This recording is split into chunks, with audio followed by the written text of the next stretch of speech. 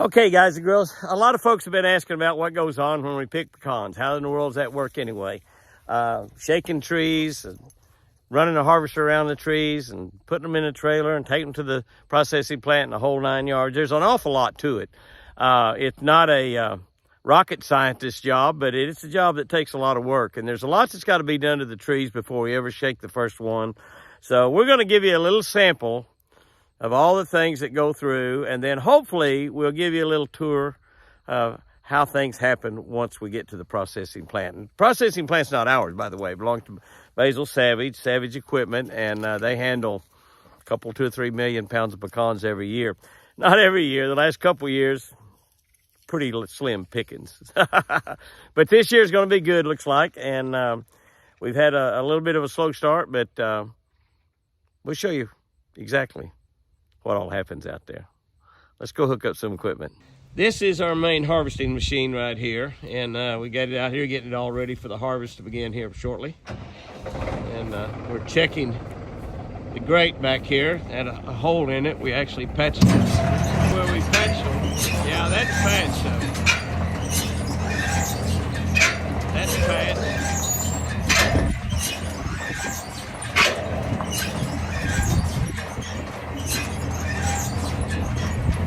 I don't see any other holes.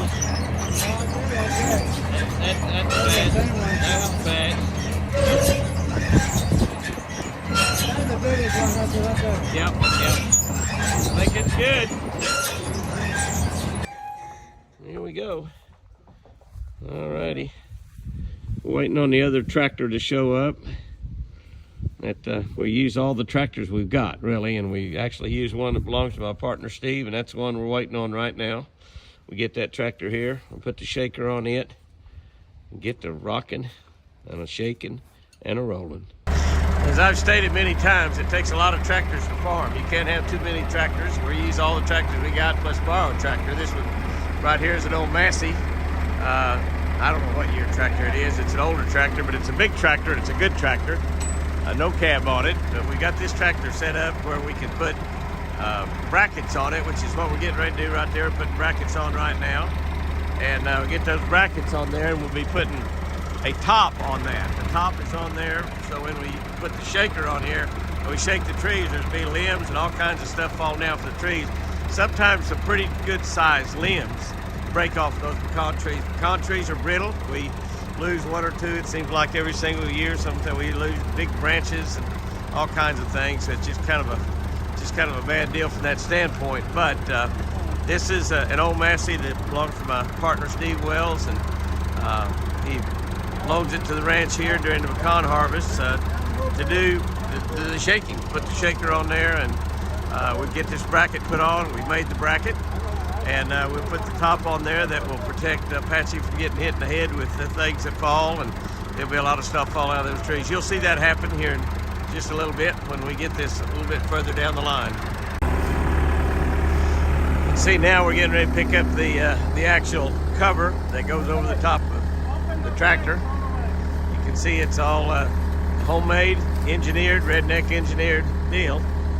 Actually, you know, when I say that, I'm being a little cruel, actually, because my partner Steve Wells and his son Aaron are both actually engineers. They actually have an engineering education from the University of Oklahoma. So when we engineer things down here, it is without a doubt some redneck engineering in it, because even though they are engineers, they're both rednecks. Maybe not quite as redneck as me, but yeah, it's an engineering job done by guys that really have an education and a mind along that line, and that's why they've been so successful. So we're going to get this top ready, and see if we get that thing on that Massey and get this show on the road.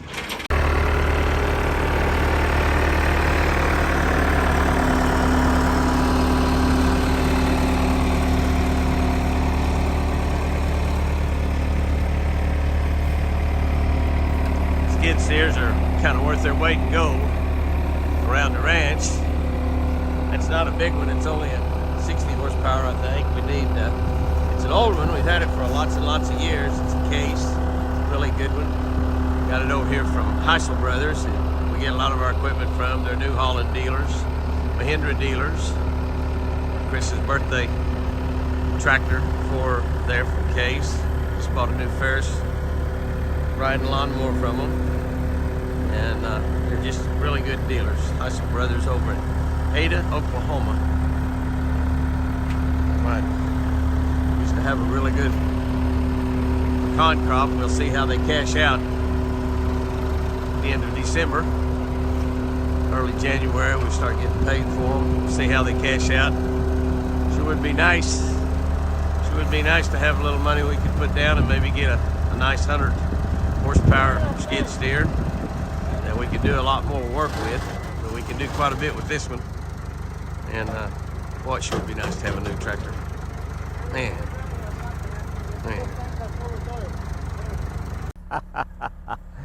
Every time I get out here working with the tractors, I can't help but think about how great it would be to have a tractor sponsor. I mean, I just oh golly, it'd be so great to have a tractor sponsor. My buddy Matt Hagan, the world champion dragster, drag car driver, you know, big time national champion, and really a cool guy, good friend of mine. Loves to fish, pretty doggone good fisherman. He's fished with me here at the ranch, and but he's got a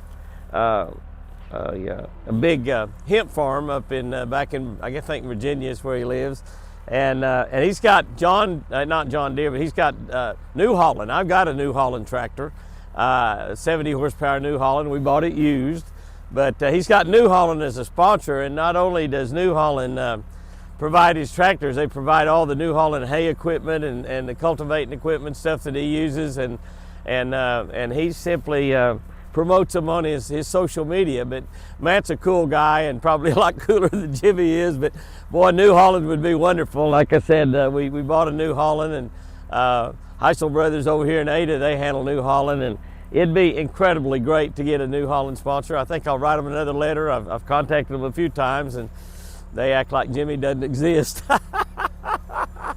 But I'm not a famous guy like Matt, so you know, that's it. But you can see we put our tractors to work big time here, and we use them until they drop.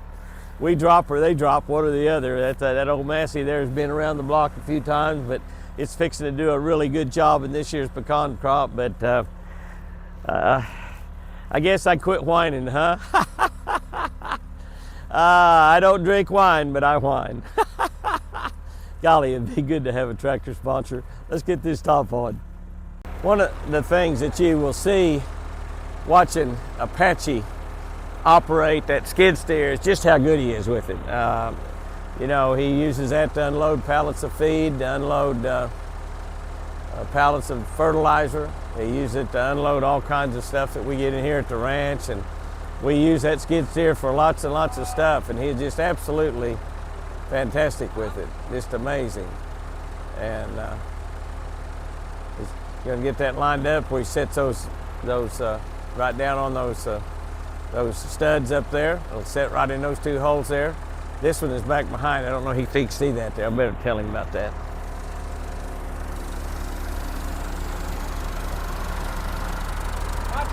Apache, does this go front or behind it? Huh? Does that go the front of that or behind it? No, it's there right there, top of it. Sits on it? Yeah, it goes screws in there. Oh my gosh. Yeah. No. It's got to go front or behind it, don't it? Behind, I see the screws over there. Right.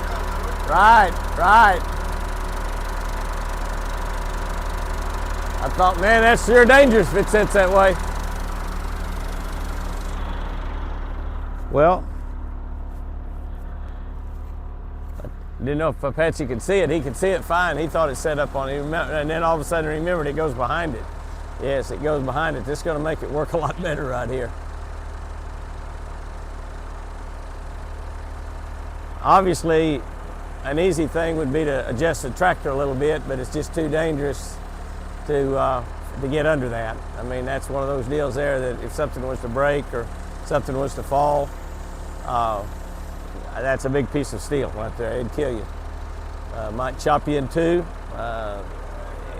It'd probably be better off if it did kill you. If it hurt you so bad, you'd wish it was dead. But we'll get her lined up and get her on there pretty quickly. This is where the rubber meets the road. Gotta have it exactly straight up and down. That's gotta have a little play in it. Gotta go down just a little bit.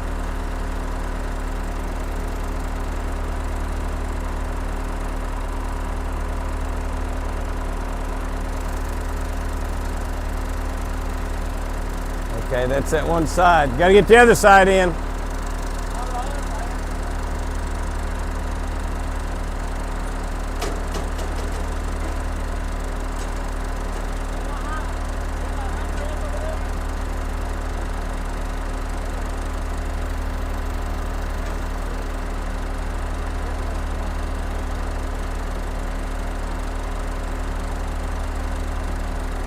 Apache, it's still going to need to be raised a little bit.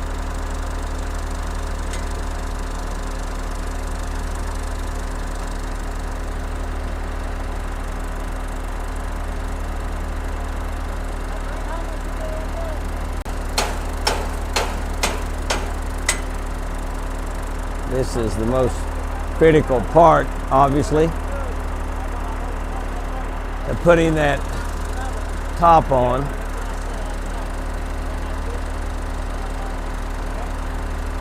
All right. Apache's going to do a little bit more in there. See if we can get her to slide on. Okay.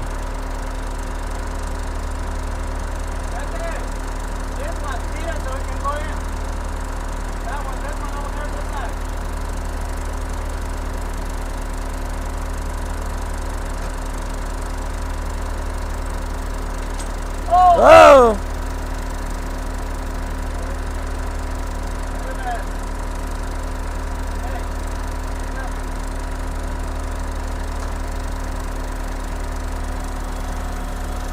We lost what we had. Fixing to get it right back.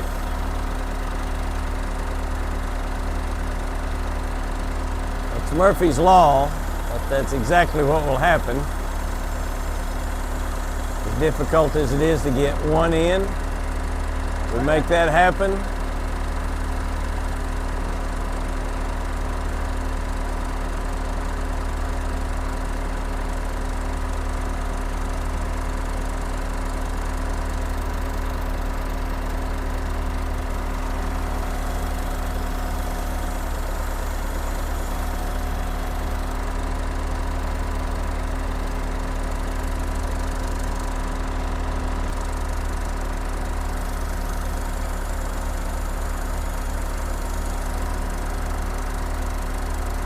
Like playing mumbly peg. At least we are trying to put a square pole in a square pipe.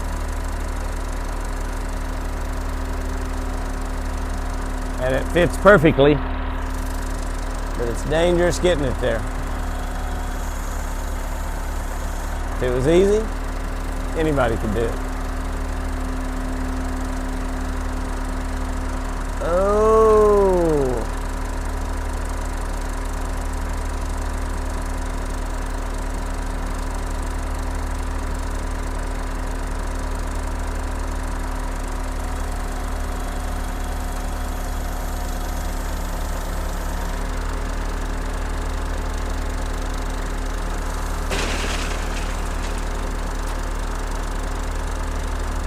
Should be able to move it, Apache.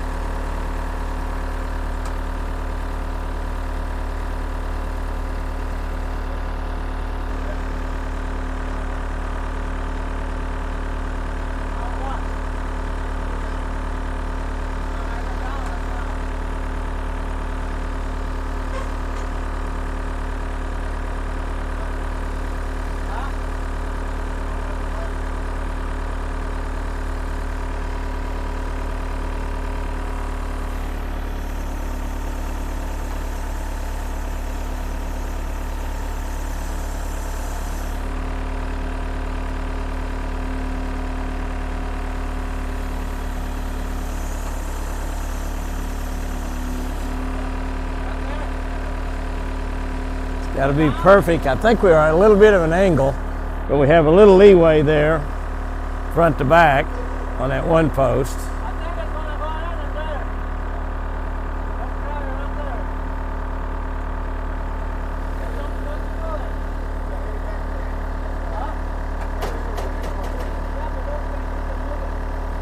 Those will move front to back.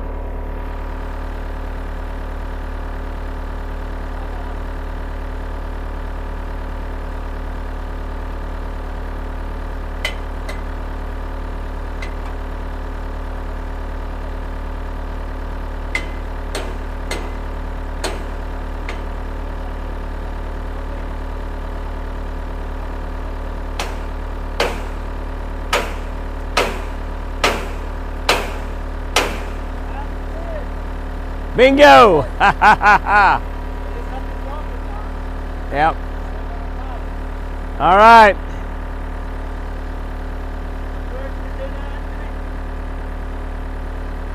Square pegs. Square pegs fit in square holes.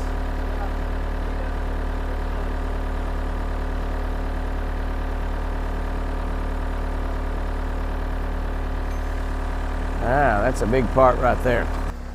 More than one way to skin a cat. We'll pick up on the back, hopefully cause the front to go down a little bit. Doesn't need much. Really got pretty much the dangerous part over. Hopefully we can't hurt ourselves here on this. Pick that up just a little bit, square it around. Once it gets good and square, it should fall right in the hole. Exactly like it's meant to. You have to build these things with really tight tolerances in order for them to work good. Come here, Vanelli. Sit. Good girl. Good girl. Good girl. Good girl. Good girl. So I think we're there. And the top is on, with the exception of getting all the bolts put in, getting them tightened down. Get that in there. That thing's going to do a lot of shaking and rattling. They got to be tightened really, really tight. But that's the pretty dangerous part of the pecan harvest right there, and a pretty difficult part to get everything lined up and get it on. But once it's on, everything's tightened up, ready to rock and roll. All right, we're about to hook the shaker up if Apache finds the right pin. Find one, Apache? No. Not yet, huh? That's a heavy piece of equipment right there. Absolutely no doubt about that. It takes a big tractor to handle it. And the hydraulics works that shaker. Attach it to the tree and shake it really hard for a few seconds, and all the pecans come tumbling down. But like it is with tractors everywhere, doesn't matter how many pins you have, you got the wrong size. And you can buy pins, and when you need them, you never know where to find them. That's just kind of the way it is. But the pin that we got to have is one that fits in this hole right up here. For that down there, once that right there goes in this hole right there, but the pins we have are too big to go through there. And then of course, so we're looking for the pin right now. Once we get that done, it's taking a long time to get ready, but we're ready to go. We're getting closer every minute. Okay, we want to give a little bit of a look at what's going on here. We are shaking the trees. That there's not even close. I mean, they're not even close out of that tree. I saw him shaking. He might not have been able to get around it very good. That didn't have too much down out of there. Got the shakers right there. See the shaker back behind me there. I'm gonna hook him up to a tree and show you what happens. This is a good tree right here. You can see the tree the leaves are all gone. You can see it's got thousands, well, hundreds. Got lots of nuts on it, completely full of nuts. And it's about the right size tree. Some of our trees have got so big, they're old trees, they've got so big that you just simply can't get your shaker around them. The shaker is not large enough. Here's what we do right here. You come up here and get up high on the tree. Get up as high as we can on the tree there.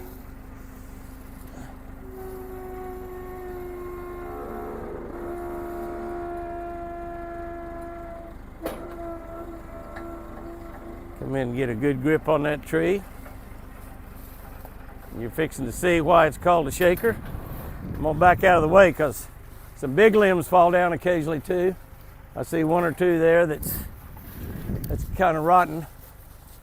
Again, I'm a long way away from the tree, but I'm still under the tree. And definitely do not want to be under the trees when this happens. We're starting to shake. Here you go. See what's happening there? Can you see them falling? Look at them falling out of there.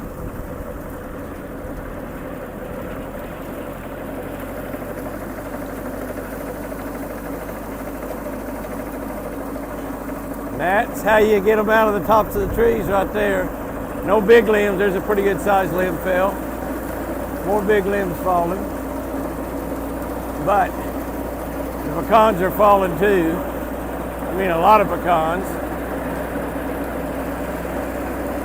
Really shaking those trees.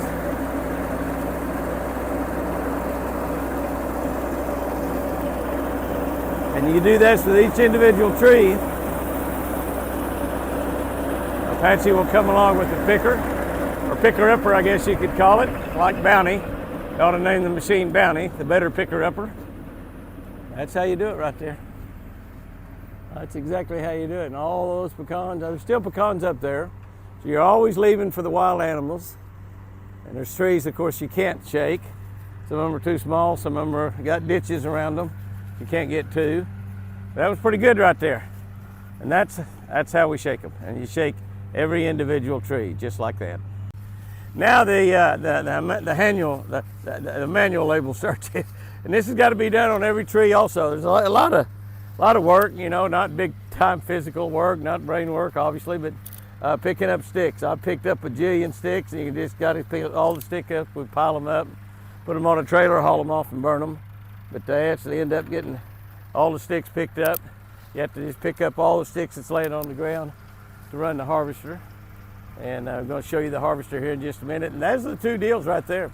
A lot of people use a rake also. We'll run around the tree with a rake. We don't use a rake, but we shake these trees, and he's getting ready to shake another, and we'll watch him shake another tree before we watch Apache run the harvester. This tree here does not have anywhere near the amount of pecans on it as the one we just shook. It's a pretty large tree, but we're able to get around it good, again, up high. And clamp your sides down on that with your hydraulics.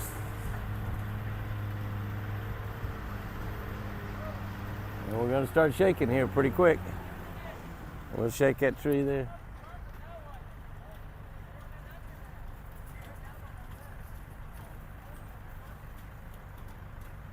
You good? Yeah.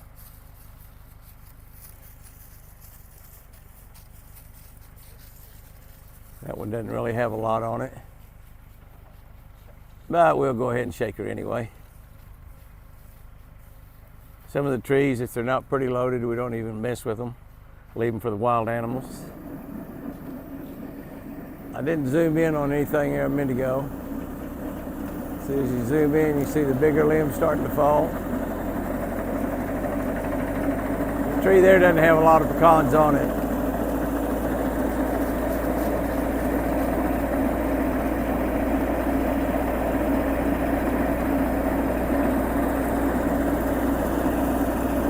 And just like that, doesn't have any pecans on it.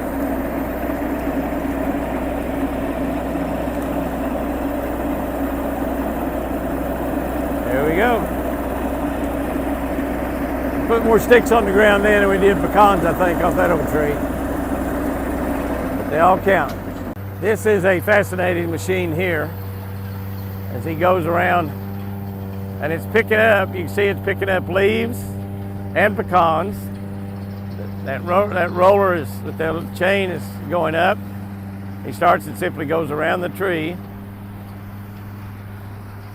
picking up nuts, little small branches, and leaves, and goes through there, and a lot of the bigger stuff goes out. You can see it's happening back behind that. A lot of that bigger stuff goes out. Apache's actually getting a couple trees here at the same time. He got on one of the guys for shaking the wrong tree until he saw me over here. Realized I got right in the middle of the mess. They don't need me here today, that's for sure. They could use me if, as long as I would quit video and start picking up sticks. They use all the stick picker-uppers they can find. Apache works them over pretty good. Does not leave a lot of nuts. When you get a good harvest like we have this year,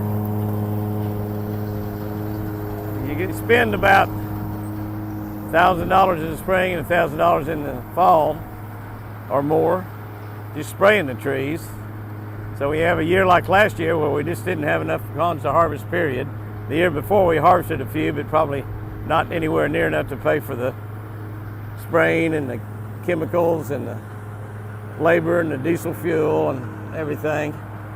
It's a money losing situation, not a money making situation, but that's farming. It seems to be that way in everything you do. There's a lot of pecans this year everywhere, so prices will not be nearly as good as when they've been the last 2 years. But again, that's farming. That's what farming is. So, but when you have the good crops, you got to get all you can out of the fields, sell them. I think he had just gone up and dumped a load in the trailer. So I don't know if we're going to be able to show you dumping any in the trailer or not, because it was just up in the trailer a second ago. So I think my timing's off on that. May have to try to get that another time as soon as he gets that full. And he's going around and around until he gets closer and closer to the trees. Apache's doing 2 trees at one time here. Not just going around one tree, he's going around 2 of them. Now keep in mind, we really didn't know how to do any of this. We've learned from Basil Savage and Carl Buchanan. Most of it we learned just trial and error, and we're probably not doing some of it nearly as good as we possibly can. We get a lot of advice from the internet. Obviously, there's lots of pecan harvesting experts out there. We're not one of them. But the very best year, we got 16 tons.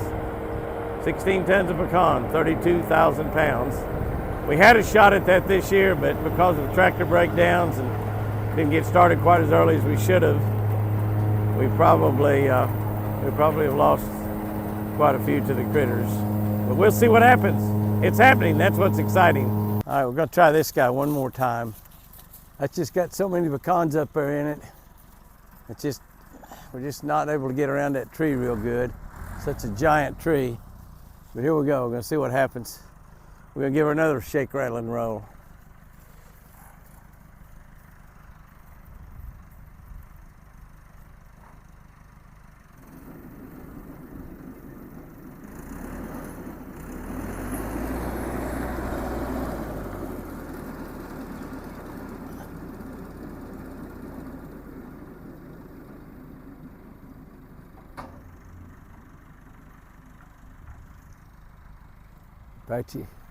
Apache trying this one himself, moving that around on it to try to get it where it'll shake it. That tree's so big you can see it goes around it, but it's a couple of, the main part is on this side, and having a hard time shaking that rascal.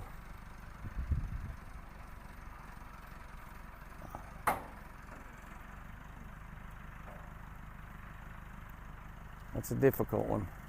There's a lot of them that way. Here we go. No. And damaging the tree as well. Don't want that to happen.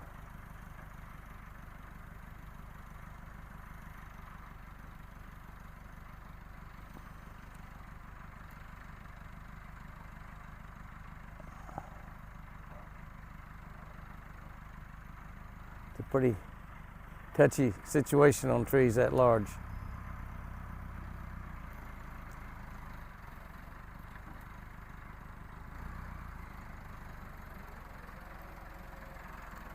I moved to another spot and that wasn't working. Skinned that tree a little bit. but they're tough. That's an old tree, been around a long time. And they just finally get so big you just can't hardly shake them.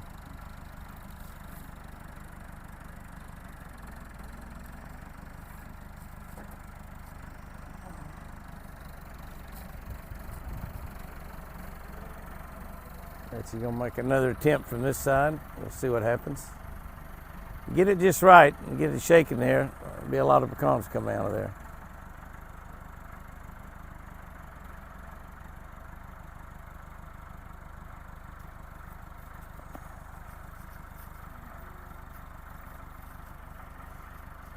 Shut the shaker.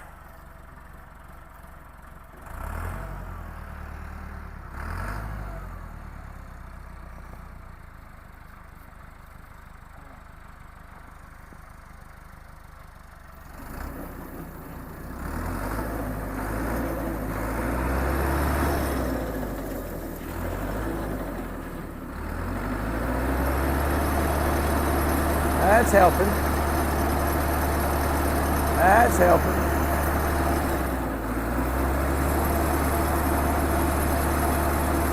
Still a lot of nuts not coming off of that one. That's reason you can't shake too early as well. You're definitely not shaking too early.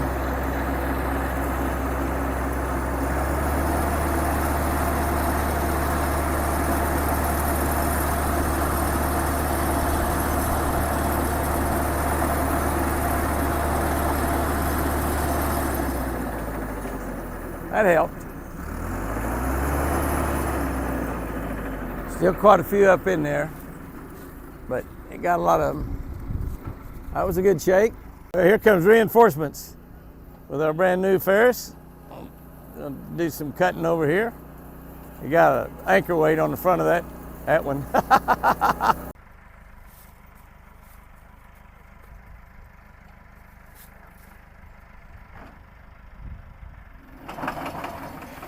No.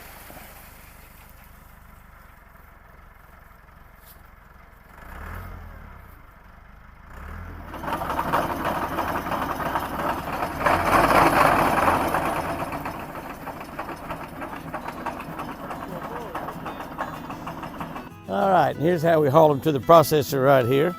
You can see where we spill some out here, dumping it, but that trailer, when it's completely full, it's about 3/4 full right now. We'll hold about 3,000 pounds of pecans. So once we get that thing full, we haul it over to the processor, and hopefully we'll have about 10 trailer loads, 12 trailer loads. That's what I'm hoping for, but we're getting a little late, so we'll see what happens. But they dump right out of the picker. Through hydraulics, dump right out into this, and go pick up another load.